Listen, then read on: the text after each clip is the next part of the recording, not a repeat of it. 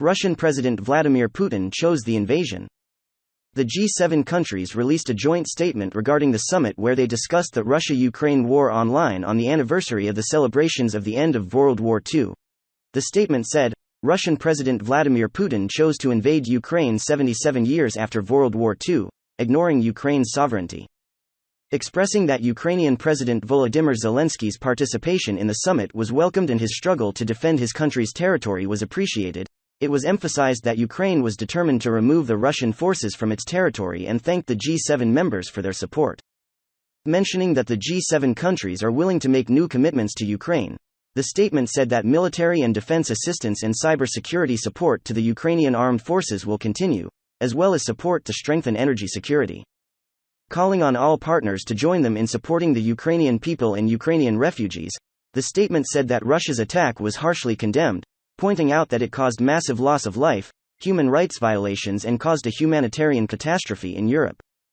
In the statement, it was stated that no effort will be spared to hold Putin and his accomplice, Belarusian President Alexander Lukashenko, accountable before international law, and that Russia's actions against Ukraine's sovereignty and territorial integrity will not be recognized.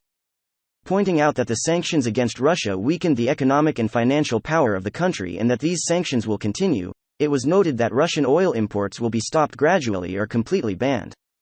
In addition, it was stated that measures would be taken to prevent Russia from accessing key services in order to weaken Russia economically, and it was emphasized that the sanctions against Russian banks would be further increased. In the statement, it was stated that the sanctions against Russian propaganda tools and Russian oligarchs will also be expanded.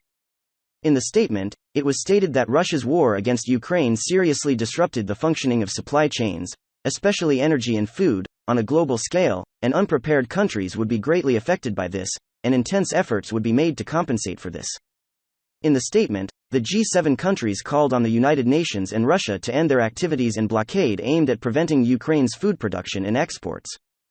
Pointing out that Russian President Vladimir Putin will never win this war started, the statement demanded that the struggle to end the war on behalf of Ukraine, Europe and the international community be continued.